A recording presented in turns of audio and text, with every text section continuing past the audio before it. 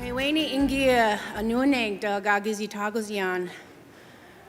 Gedu gima kwemanan. Bima kwe Asian akazo wao. Natamda odapanada noho sema. Manidu naganized. Miwa al manidu ga tud kiningegu oma king. Binda kuning dwa. Ingu manidug. Ishbiming. Gises is jenakazo bejik manidu. Jagazan akinagegu mayan nadak. Apitain dagwa da wabenamong akinagegu mayan nadak. Gikandiwen, nishkadaziwen, manen damowen, gushkain damowen, and gaye. Pitain dagwa da odapanamong gizi wadaziwen, zaga idiwen, zunga dewen, mino dewen e gaye. Gibinda kuna nane gingyu manidug oma a king. Weweni bago senum indwa. Da ganawenum e nangwa oma a king. A pitain dagwak da minjamain damong a king a kinagegu e zichigayung a nishana bewiyung. Adizukayung. Iske gamazagayung, manumanikayung, nagogaye, giyoseyung. Geminjamena mananig, ingu gichi aya ag.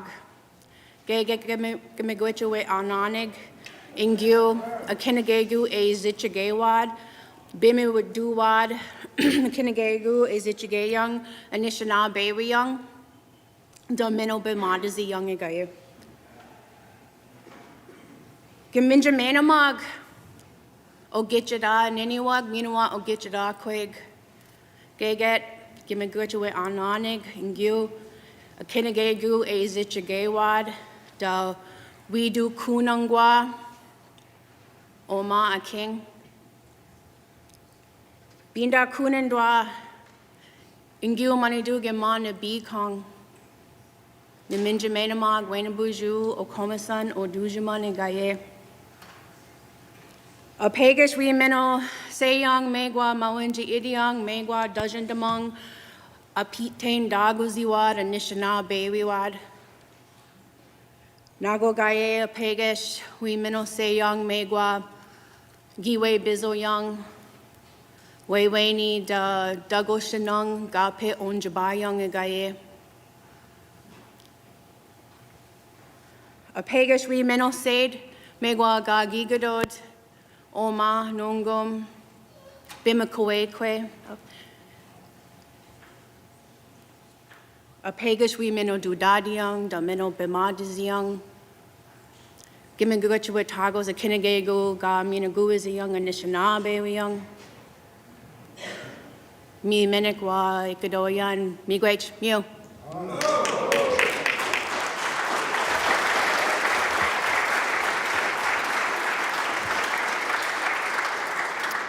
Please remain standing for the presentation of the colors.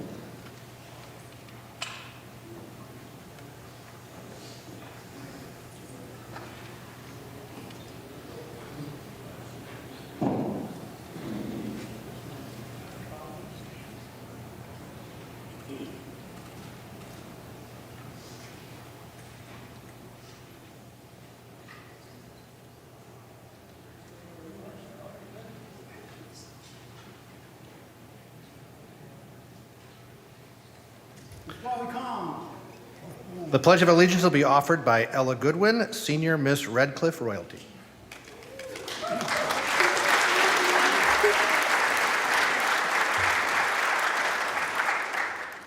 Bonjour, Nishnabed Doug. Wabanukwen Indigenous Kazo Yan Makwando Den.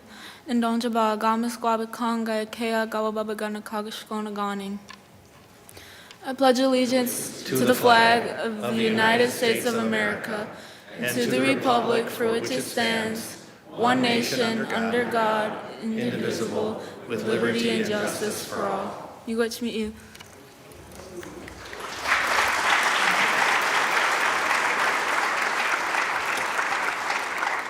Members and visitors may be seated. The first order of business is the call of the roll. The clerk will open the roll.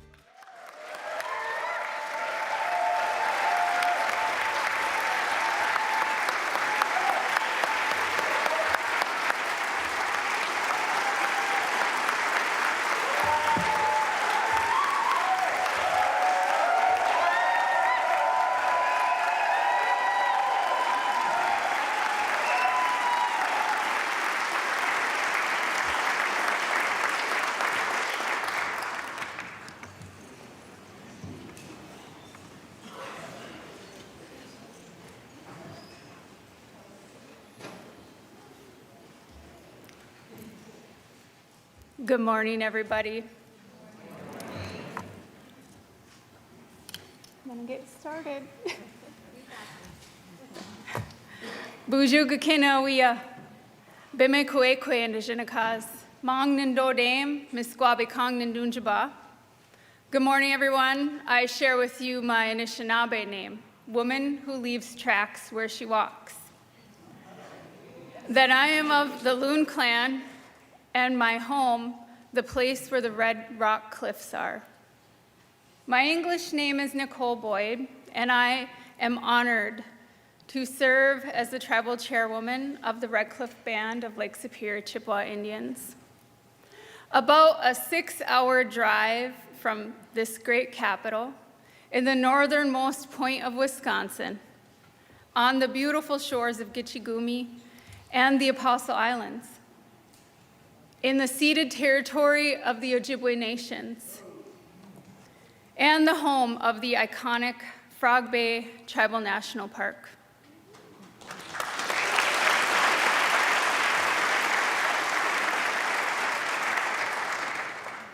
My family and many from Red Cliff have also traveled all this way to witness the address today. My mom, my aunties, husband and children, coworkers, youth, elders, tribal council members, hereditary Chief Buffalo, and my sweet granddaughter Maeve are all watching in the balcony.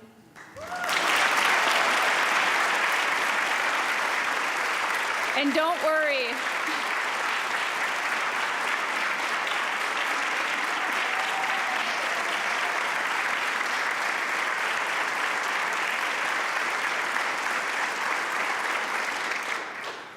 They've been advised to behave. They are very excited to see me standing here. Today, you will learn of my beliefs and values and why I think education is the key to making tribal nations in Wisconsin great. I intend to reflect on the work our tribal nations accomplished in 2025 and to set a course for the milestones we will celebrate in the future. We are ready to work hard, and we expect that same dedication from our state partners.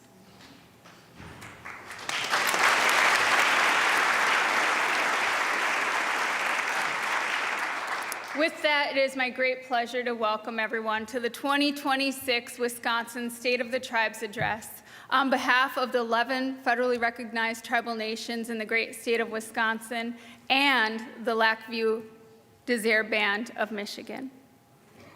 Thank you, Speaker Voss, Assembly Majority Leader August, Assembly Minority Leader Neubauer, Senate Majority Leader Lee Maheu, Senate Minority Leader Hesselbahn, and the members of the Wisconsin Legislature for welcoming us to the Capitol to deliver this year's State of the Tribes Address. And of course, thank you to Governor Evers, the members of your cabinet, and every other Wisconsin elected official who came today to listen to the address. I truly appreciate the honor to be before all of you today. I also want to briefly thank the planners involved, our Duwagan, the drum, our Ogichida, the warriors and veterans who have fought for our and their freedoms and brought in our flags and eagle staffs today. Shogabuikwe, thank you for your beautiful invocation. I am so proud of this woman, her incredible spiritual and educational journey, and her patience for our children as one of our immersion teachers in our public school.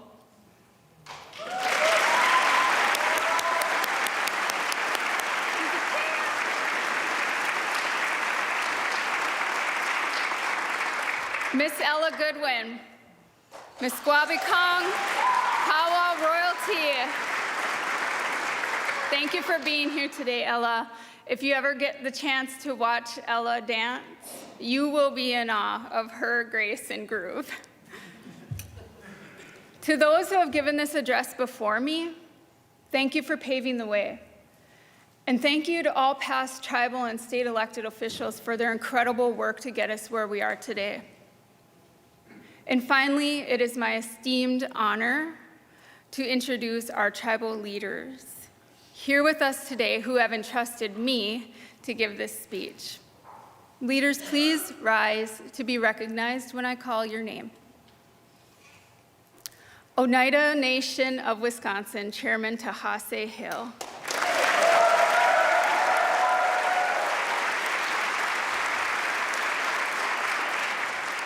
Sakagan Chippewa Community Mole Lake Band of Lake Superior Chippewa, Chairman Robert Van Zyl Sr.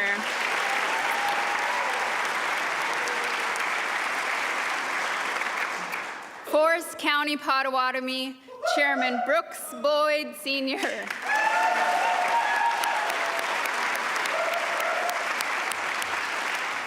St. Croix Chippewa Indians of Wisconsin, Chairman Conrad St. John.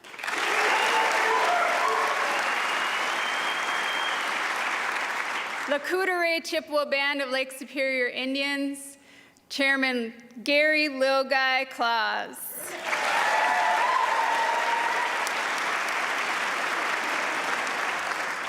Waswaganin Lac du Flambeau Band of Lake Superior Chippewa, President John Johnson Sr.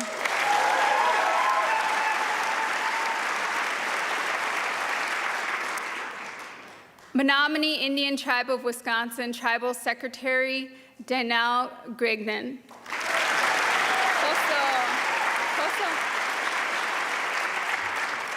Ho-Chunk Nation Vice President Lambert Cleveland Jr.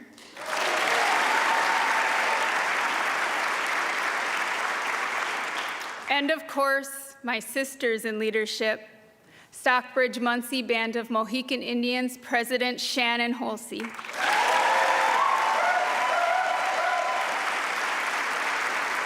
And Bad River Band of Lake Superior Chippewa Chairwoman Liz Arbuckle.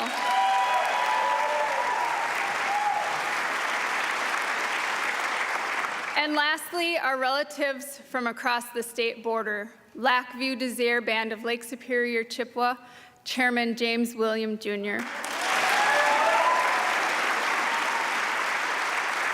Thank you so much for being here today, Chairman. It's a great honor to have you with us. I also want to acknowledge a few tribal leaders among the many who left us to join our ancestors in 2025. This includes Ernie Stevens Jr. of the Oneida Nation,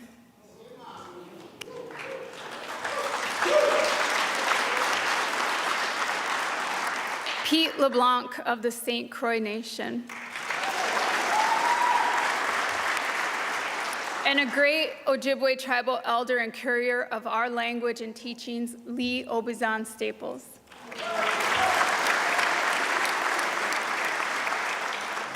We are eternally appreciative of their work and promise to carry forward the passion and dedication they shared with all of us.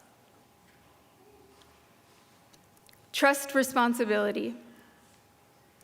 You may hear this term and think of the 250-year-old legal relationship that tribes have with the United States government, or the treaties that ceded millions of acres of our land in this region, or the many court decisions reaffirming tribal sovereignty.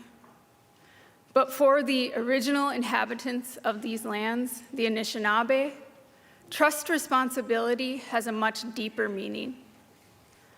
The Anishinaabe were brought to this earth by the Creator for a greater purpose, to caretake for this place, the people, and all beings, to ensure it now and for many generations to come. We are not here simply to take. Our ancestors knew this. They fought for this, and they left us the teachings of reciprocity. The prophecy that led the Ojibwe to this very land thousands of years ago is rooted in the teaching that we provide and protect. The food that grows on water, our monomen, is the reason we are here in these homelands.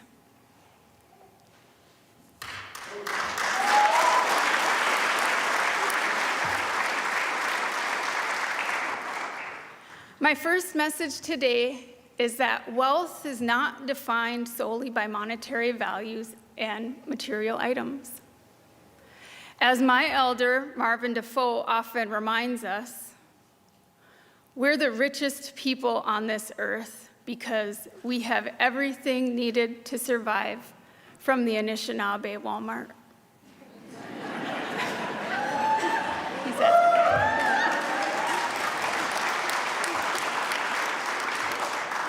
Since there is still snow on the ground, I will share a very abbreviated story of the sugar bush. Some of you may already know this story, but others may not. I don't claim to be a storyteller, but I feel the lesson applies to today's discussion. The legend says that the Anishinaabe once had an abundance of sweet syrup that would flow abundantly from the sugar maples in the forest, a gift from the Creator to nourish the people so they could do their caretaking responsibilities. But one day, the Creator came to check on the Anishinaabe and found they had overindulged on the yummy maple syrup, and they were sleeping lazily under the maple trees, not taking care of their responsibilities. So to teach them a lesson, the Creator decided to water down the syrup so much that it would take them incredible amounts of work to get the final product. To this day, the gathering of this bountiful resource from the Anishinaabe Walmart is a lengthy lesson learning process. While it has been refined to reduce the time it takes, the ecological knowledge passed on from the Anishinaabe legends remain. Some years, we have bountiful harvests, and others, we do not. We believe this is a result of many factors, including how well we are taking care of the resource and our responsibilities. We have ecological knowledge about all our abundant resources in the Anishinaabe Walmart. Yet, when we want to share our views on why we will protect our water, air, land, and beings at all costs, we continue to be considered radical or less than our equal counterparts. We could show all the evidence or research in the world and still be considered in the wrong. Meaningful diligence is more than simply checking a consultation box. It is taking the time to truly understand the impact of something in the past, now, and in the future. That is the legal, fiscal, and moral obligation we all must balance together. Take, for example, changing the title of a national lakeshore to a national park. Were we wrong to request that there be meaningful due diligence as part of the decision-making promise? Or when a major oil line is required to relocate from being near the largest and most pristine aquifer in the region, the Bad River Sloughs? Why is it wrong to expect that the feasibility of projects of this magnitude be ecologically sound and ensure the water will be protected?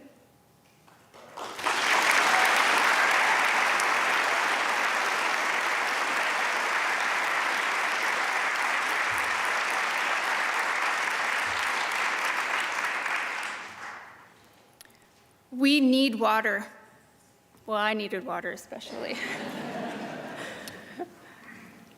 As a mother and Anishinaabe woman, I beg you to join us in protecting the very resource that brought you, me, our children, our grandchildren, and future generations into this world. Without safe water, we will not survive. Think about the legacy you will leave behind when you tell people, I protected the water. Your great-great-grandchildren will not be righting wrongs if you choose this path. If you haven't yet, I urge you to view the documentary film, Bad River, A Story of Defiance.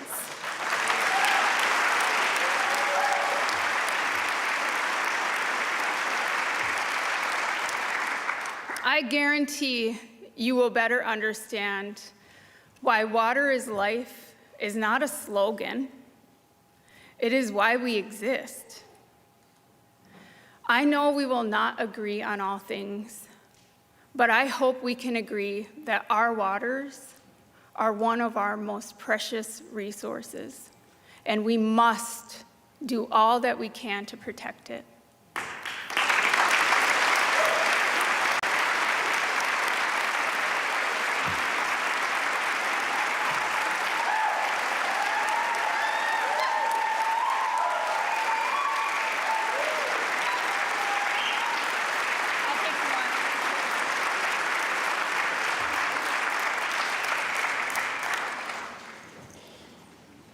Drink some water.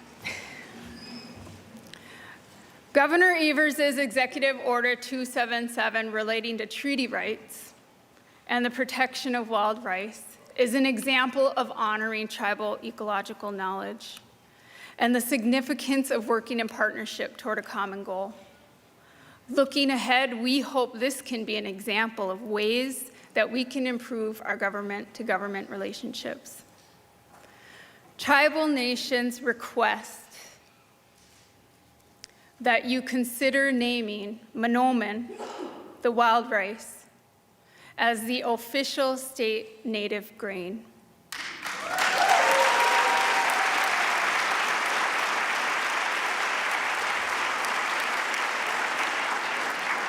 This natural resource holds immense cultural value and is a vital component to Wisconsin's wetlands.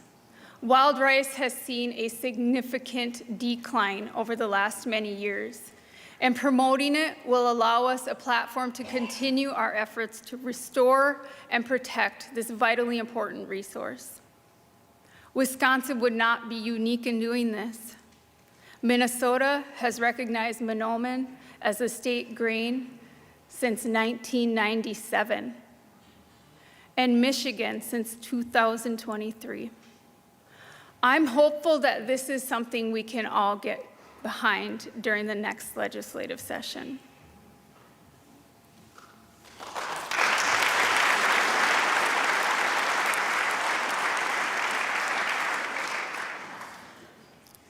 I could not stand before you today without also reminding you about the positive economic impact Wisconsin tribes have on this state. Thousands of Wisconsinites are employed by the tribes through our gaming, government, and other tribal enterprises. These jobs fuel local economies and provide stable employment for people in key areas of the state, especially in northern Wisconsin. In many counties, tribal nations are their largest employers. Thousands of healthcare professionals,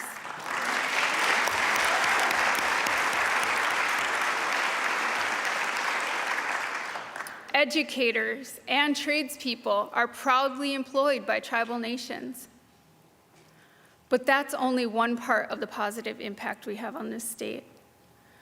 We also help bring in millions in revenue through various cultural and tribal events of all scales.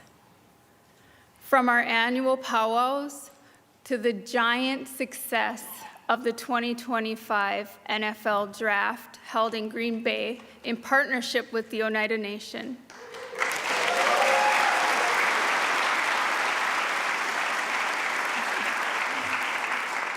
This event brought in an astronomical $105 million to the state of Wisconsin. What an amazing accomplishment to know we can manage a successful event of that magnitude. Wisconsin tribes are continuing to diversify, and many have their own economic development boards. I'm happy to say that in 2025, access to capital improved significantly for tribal members, resulting in many new small businesses and others having more resources to grow their businesses. Thank you all for the policy changes which helped make these new investments happen.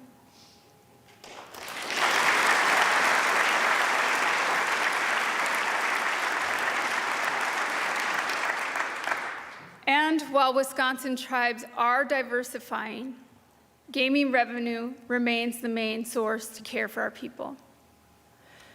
Gaming revenue helps ensure that mothers and babies have access to health care and healthy food, that our elders can receive care, that families have housing, that our roads are plowed, and that law enforcement and fire departments are able to serve us.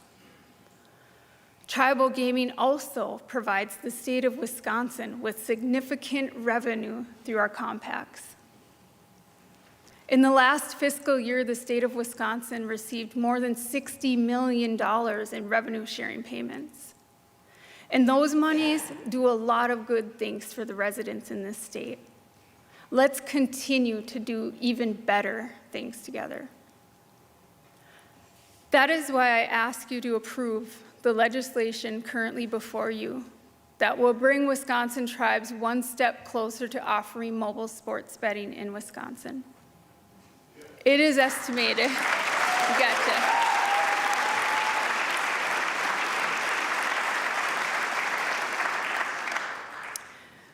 It is estimated that Wisconsin residents spend hundreds of millions of dollars each year on unlawful and unregulated sports betting platforms. The entities offering these products are located outside of Wisconsin, and in some cases outside of the United States. This means that the state sees no financial benefit despite being heavily used by Wisconsin residents. Plus, consumers have little to no legal protection when using these illegal operations, which leaves them open to fraud and other consumer harm. By allowing a legal framework for mobile sports wagering through Wisconsin's tribes, the state will see increased revenue through the state gaming compacts, and consumers will have the legal protection needed to ensure they receive fair play. Let's get this work done so we can provide something that will truly benefit Wisconsin.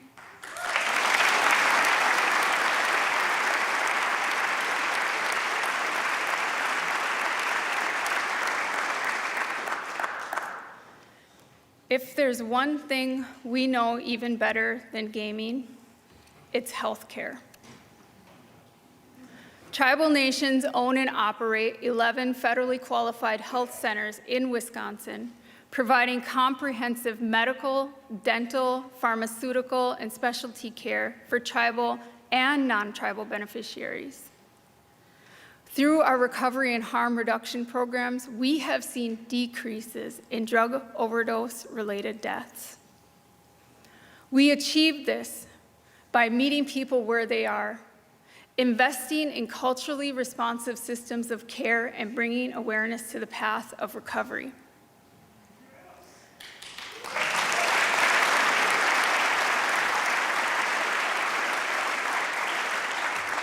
Healthcare can be a thankless role.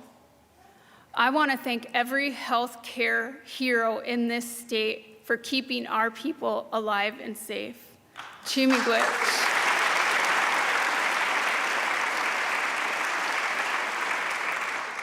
We'd also like to thank Governor Evers and the legislature for allowing tribally federally qualified health centers to adopt the all-inclusive rate for their payment method, and for the successful receipt of the Rural Health Transformation Program.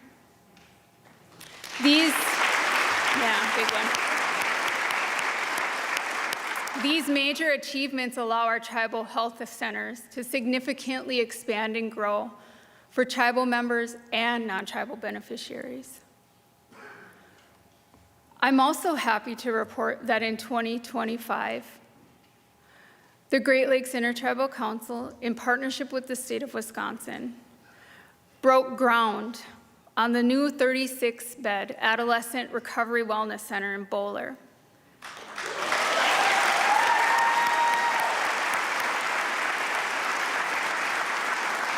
This project has been nearly 20 years in the making, so it's amazing to see it finally become a reality. This facility will provide inpatient substance use and co-occurring disorder treatment paired with academia and spiritual wellness for tribal and non-tribal youth ages 13 to 17 and fill a long time gap in services. Thank you to the state of Wisconsin for the time and energy you are committing to this unique facility that we know will benefit us all.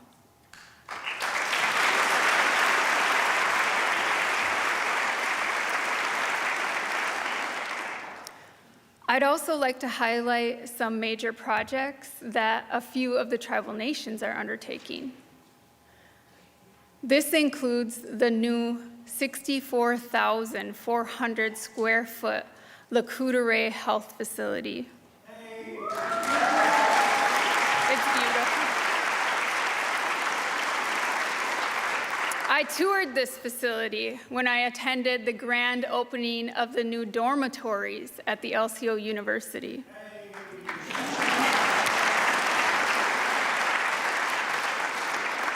Both of which are going to be an enormous resource to the region. The Bad River Tribe opened their wellness center with awesome new aquatics and fitness spaces.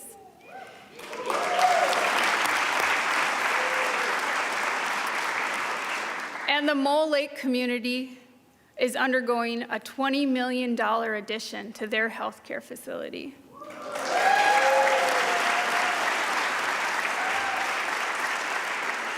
These investments will be life-changing for many generations to come. While we celebrate this amazing growth, we must also acknowledge there remains an ongoing mental health crisis in our tribal communities and statewide. This fuels the drug and alcohol addictions we face, and even worse, it has resulted in increases of suicide and the unnecessary loss of life impacting us all. We all know people suffering and grieving the loss of a loved one, and we can all do better to bring awareness and prevention efforts to the top of our priority lists. Additionally, gun violence contributes to the mental health crisis and has severely negative impacts in this state and in our tribal communities. The reality is that children are afraid to go into their schools because of the fear of being shot up. And it's heartbreaking that families suffer because someone in their family was a victim of gun violence. We must improve state policies on safe gun ownership and access.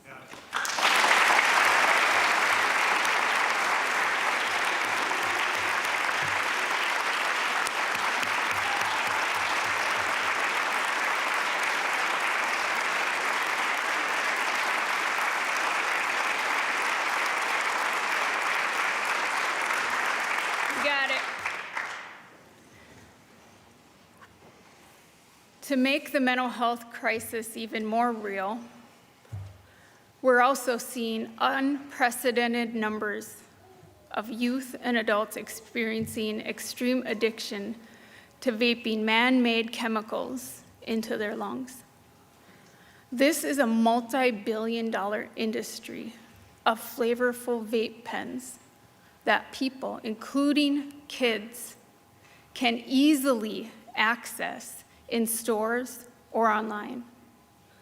Schools are overwhelmed with managing the impacts of this addiction. Kids are being expelled, and they're experiencing permanent health damage. We cannot continue down this path, and we must work together to address this topic.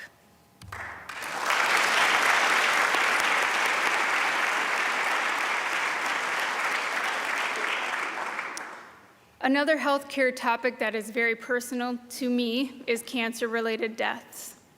Since fall 2024, I have personally lost 2 uncles, my father-in-law, and many community members to the deadly disease of cancer.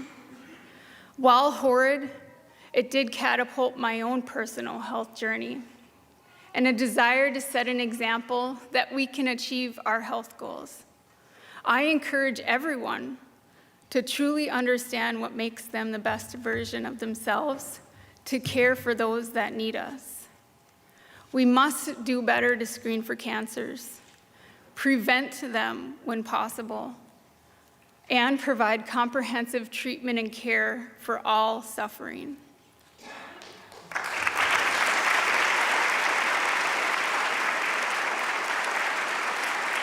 I can get through that.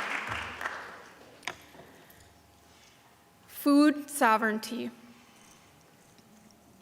The production and purchasing of locally harvested food is a priority for tribal nations. While Wisconsin is known for our agriculture and dairy production, Tribes also produce immense amounts of maple syrup, wild rice, fruits and vegetables, nuts, bison, and freshwater fish from tribal fishers. Last year, the Red Cliff Fish Company processed over 250,000 pounds of fish. This was supplied to various wholesale markets throughout the Midwest. It also provided more than 10,000 pounds of fish to the Wisconsin Elder Food Box program.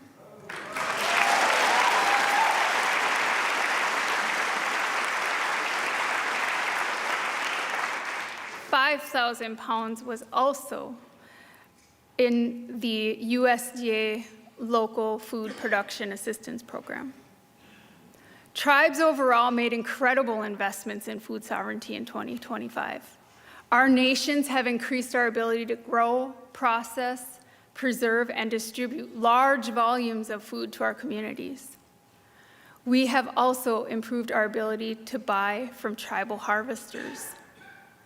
Combined, we're working to ensure that access to healthy food options is a reality for the everyday household. And Wisconsin tribes are on pace to do even more great food sovereignty work. The Menominee Nation has generously been coordinating the Great Lakes Intertribal Food Coalition for many years. And to ensure their continued success supporting food injustices, the GLTC Board of Directors took action in 2025 via resolution to support them becoming a federal 501c3, Section 17, or state non-stock corporation. Their board will include a representative from each of the 12 GLTC nations and will help to secure a stronger legal structure. The phrase "food is medicine" is more than an initiative. It is a way of life for Native people. We know that healthy food has healing properties for a variety of issues. The Wisconsin Medicaid Food is Medicine program offers eligible participants the use of Medicaid funds to cover medically tailored meals for patients with diabetes, cardiovascular disease, or high pregnancy and postpartum conditions. Unfortunately, tribal eligibility for this program continues to be an issue.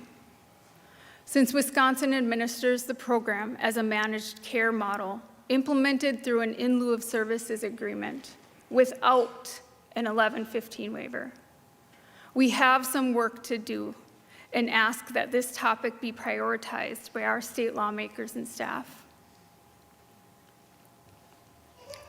Tribes are committed to bringing valuable time and resources to the table to consult on food security, health care, and policy changes needed.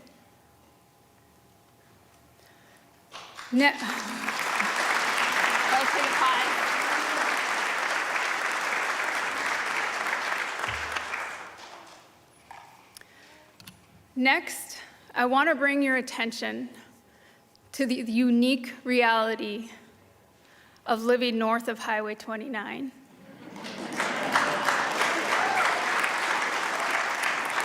Some topics that deserve all of our collective effort. Hi, Maeve. In 2013, there were 4 resident narcotics investigation agents out of the Wisconsin Department of Justice's Eau Claire field that focuses from Spooner north. In 2022, there were 3. By the end of 2024, there was 1. In 2025, there were 0. Yes, 0 narcotics investigative agents in the northern half of the state. As a result, we know this has caused incredible delays in investigations, resulting in many unnecessary deaths. Investigative work is more than the typical law enforcement agency can provide. It is an area of expertise that few possess, and pretending that the northern part of the state doesn't have this need is harmful and deadly. We must address this immediately, or we will continue to hear the horror stories of families who are losing loved ones due to our negligence and lack of resources.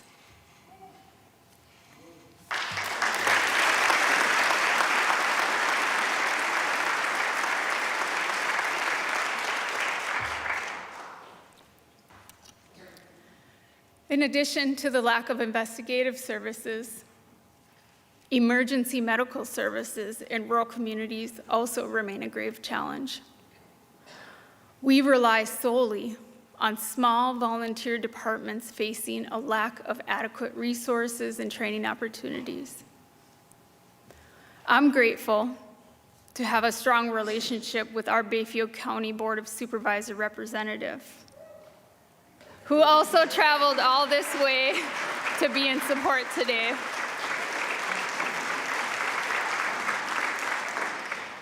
Together, we share a platform to discuss these issues and challenges that affect us all. We're constantly innovating to meet the demanding needs of the residents and visitors to our rural communities. An example of this was the addition of an EMS coordinator to the county budget, who supports 9 ambulatory services in our county with planning and growing our local abilities. However, local communities need our state partners to understand the urgency and support needed for us to make any progress.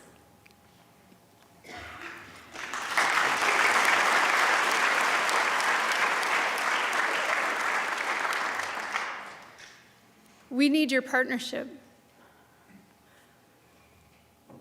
One thing we are proud of is that tribal nations are blessed to have a governor heroic enough to acknowledge missing and murdered Indigenous women and relatives.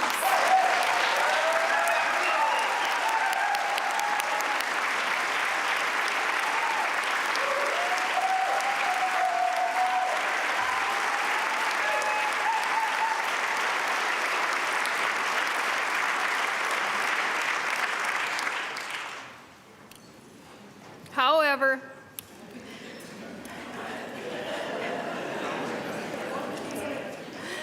the new Office of Violence Prevention, committees, and task force are not enough.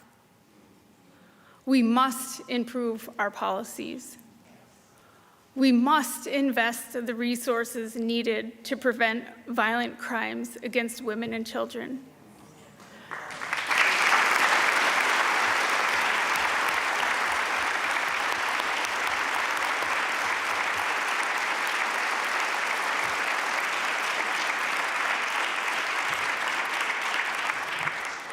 Protect against dangerous individuals and help survivors heal before this issue compounds worse.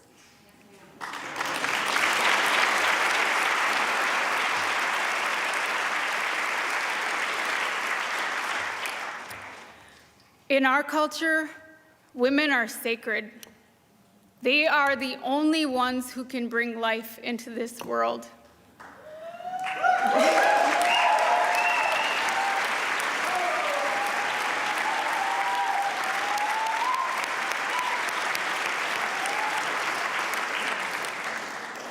They are the matriarch of households and communities, and they have the deepest connection between the spirit world and the earth. Anishinaabe women do not only wear ribbon skirts because they are a distinct fashion piece to the eye. We wear them because they often signify a woman's identity and their life-giving responsibilities. Today, I wear the strawberry, O'Damon, the heartberry on my skirt and accessories because it represents the moon my granddaughter joined us, Earthside, in 2025 to carry our generations forward.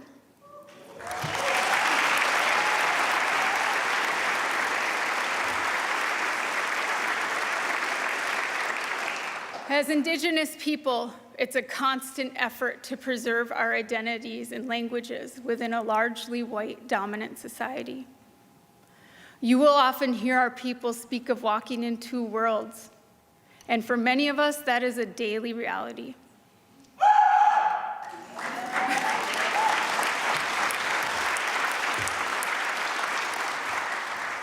The Federal Boarding School Initiative, led by former Department of Interior Secretary Deb Haaland, brought to light this unwelcomed truth and quantified the impacts of boarding schools funded by the federal government, offered the first ever apology from the United States President for the harm caused, and presented a legislative path forward toward reconciliation and healing.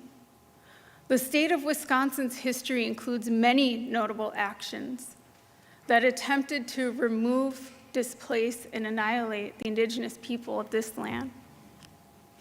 As we process generations of grief together, tribes are making strides to work toward healing.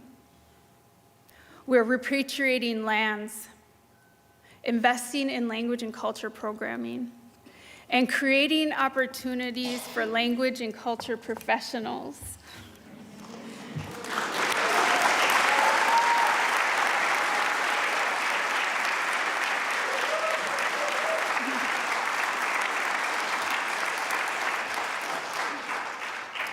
Most tribal nations are actively integrating their language, culture, and teachings into every level of education and business. Warukudarin, a school located on the LCO reservation, has been a leader in full immersion education since 2000, growing first language speakers and keepers of our traditions. And in 2025, LCO University achieved accreditation to offer a Bachelor of Science degree in elementary and middle school education. This program is designed specifically to prepare educators for Indigenous, rural, and Ojibwe immersion settings, and we look forward to the many amazing teachers it will produce.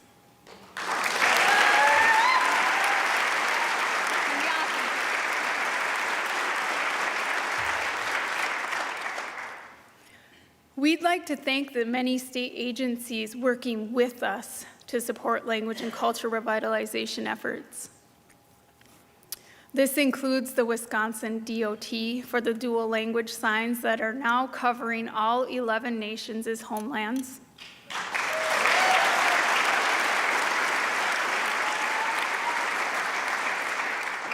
And the new Ho-Chunk World War II Code Talkers Memorial Highway.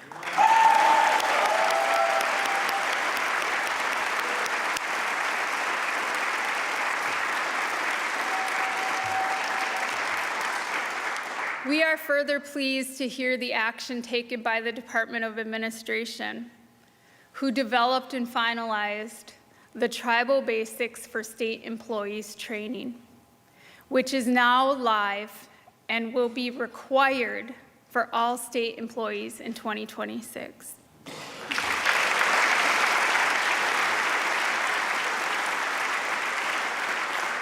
I want to briefly acknowledge the impressive progress tribal nations have made in 2025 related to broadband and telecommunication expansion, water, sewer, and gas upgrades, road and bridge improvements, hundreds of additional housing and home improvements, wellness, transportation, and community facilities, microgrids and energy resilience, improvements to our justice and education centers. These projects contributed hundreds of millions of dollars invested into the economy and lives of tribal and non-tribal beneficiaries in our state, and will benefit all for decades to come. We're proud of our staff and communities for their dedication to the needs, And we plan to work even harder in 2026 for all of Wisconsin.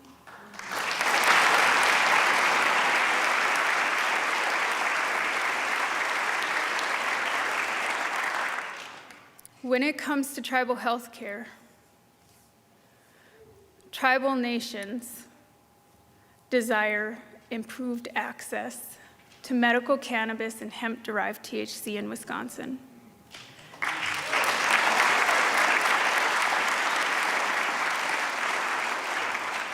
Acting now to improve access is an absolute necessity.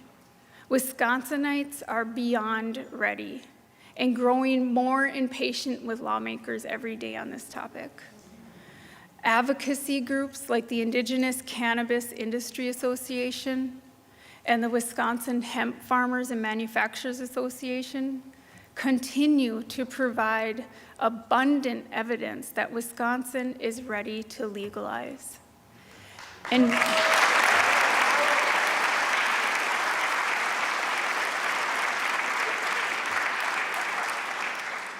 we believe there is an opportunity for bipartisan support and success if we focus on the benefits and beneficiaries. There are 40 other states who have legalized, including our immediate neighbors in Michigan and Minnesota. The Lac Vieux Desire Band opened the Wild Glow Cannabis Company in Watersmeet, Michigan in 2024. Joining Michigan's $3 billion cannabis industry and fully executing a state compact in 2025 for revenue sharing. They specialize in a wide variety of quality products at their beautiful tribally owned dispensary, and we're incredibly proud of their hard work they've put into their business model and regulatory framework to ensure patrons are practicing safely. Since their opening, they have felt the benefits financially and with health practices. We're so proud of your success, Chairman Williams, and look forward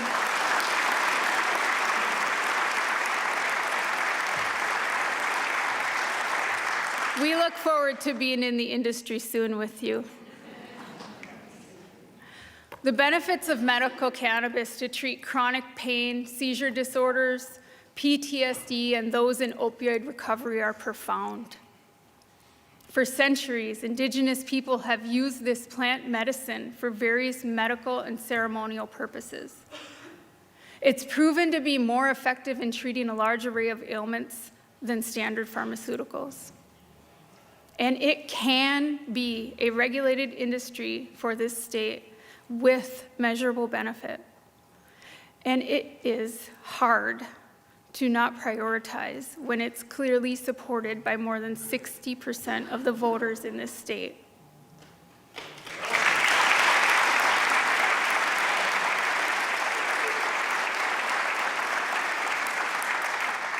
We believe there is a way for tribal nations and the state of Wisconsin to find a resolve.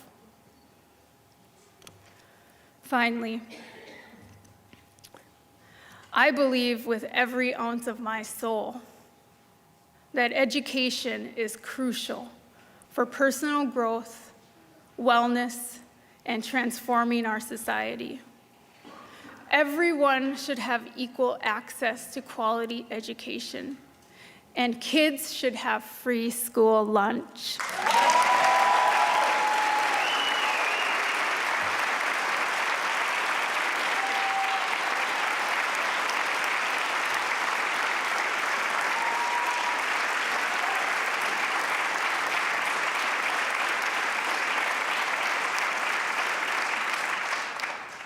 This may sound cliche if you are someone fortunate enough to know education is an achievable pathway, or have never struggled to know what it's like to be hungry at school. But for most tribal communities, we remain severely disadvantaged. We are also disproportionately represented across all areas of education and the workforce.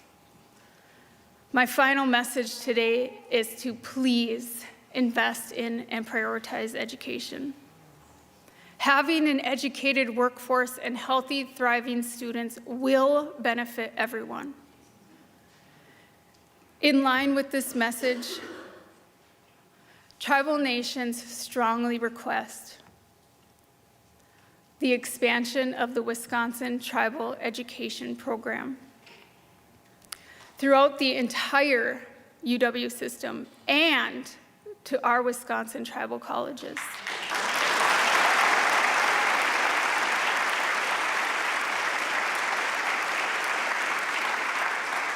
The UW-Madison initiative is a great start, but it needs to be expanded, especially to the northern half of the state.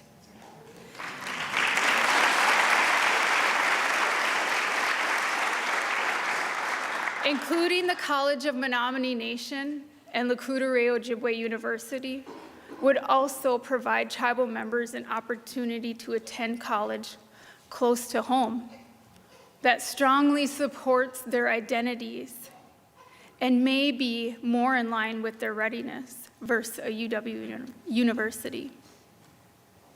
The UW Native American State of Affairs annual report indicates that enrolled tribal members only account for 1.7% of Wisconsin college students.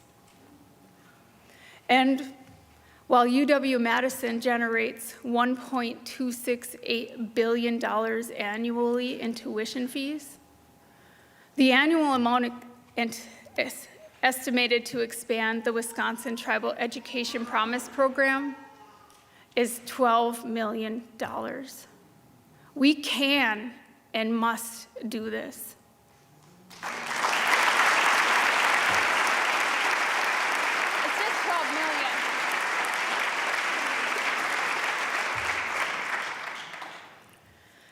To conclude, 2025 can be described in acronyms as the year of DOGE, ICE, DEI, and RIF.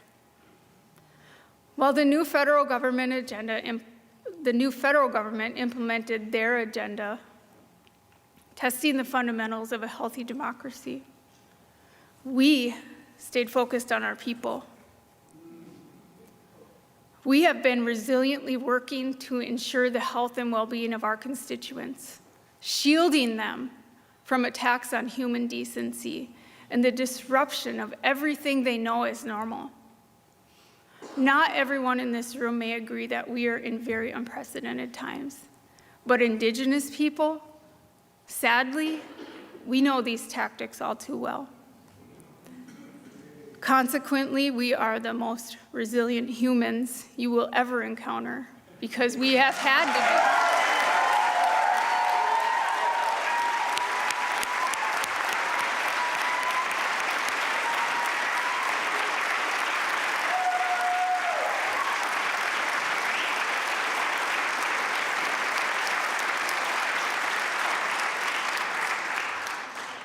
I want to acknowledge the courage, swiftness, and diligence of tribal leaders and advocacy groups when federal decisions threatened to negatively impact our nations and our members. When the lives of tribal members or sovereignty were threatened, we acted. When threats were made to freeze Indian Health Service hiring, we acted. When threats were made to defund Head Start, we acted. When hundreds of thousands of Wisconsinites were at risk of losing their food share benefits, we acted. This spirit of action extends to Wisconsin's Attorney General call and the many partners who banded together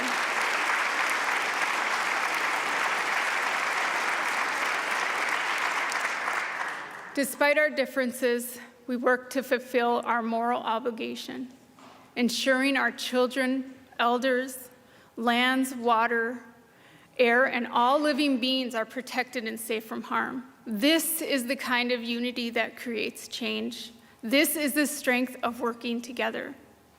Tribal members reside in nearly every community in this state, relying on us to work in partnership on their behalf, and I believe we have more in common than we know. Wisconsin is our home, and it provides for our physical and spiritual well-being. This is the place our ancestors fought for and are buried within. And we will continue to exercise our treaty rights in perpetuity. The motivation to protect our home may never be relatable for some. But as we face the upcoming challenges related to growing technology and social injustices, I urge us to be vigilant and not surrender our values. Being a Wisconsinite on the homelands of the Anishinaabe people will help guide us all in our decision-making and move the priorities forward in a good way.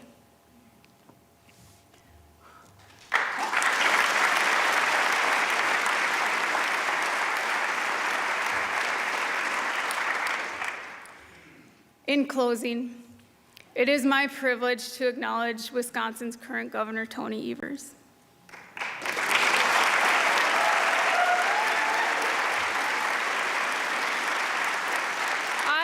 I am further honored to be providing the final State of the Tribes address under your leadership. Governor Evers and I go back a few years before his governorship and my chairpersonship, while he served as a state superintendent and I as a school board member for our local school district. I heard him speak at the Wisconsin Indian Education Association conference, and I knew then, without unwavering doubt, that he was one of the kindest, passionate, and smartest people I'd ever get the chance to know and work with.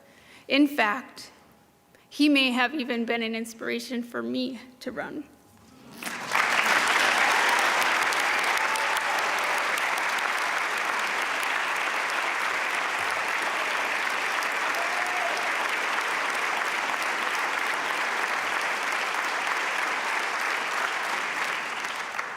Governor Evers, your legacy of public education support will never be forgotten. Tribal nations will talk about your collaboration and advocacy for many generations. And you should be extremely proud to have built lifelong relationships with so many. Our lives are sincerely touched because we know you. On behalf of the Wisconsin tribal nations, our members past, present, and future, we thank you for your work, your commitment, and just being the jazzy, chill, intelligent guy that you are.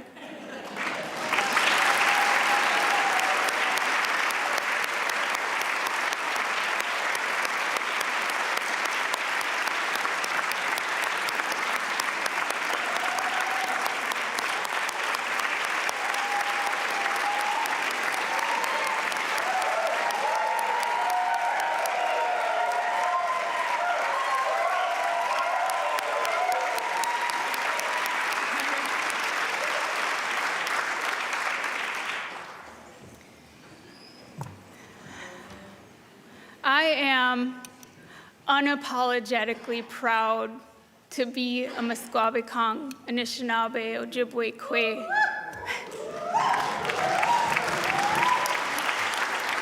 Standing before you today to speak on behalf of my tribal membership, my ancestors, and our future generations, I hope I was able to enlighten you the slightest and inspire hope for us to deepen the partnership between our state government and the great tribal nations in this state. Miigwech everyone for listening, and go Trollers. Meet you.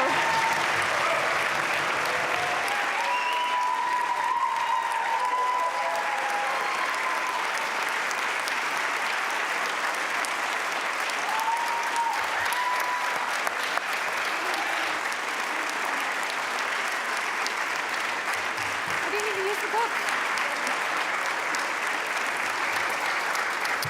Please remain standing as we retire the colors. Thank you.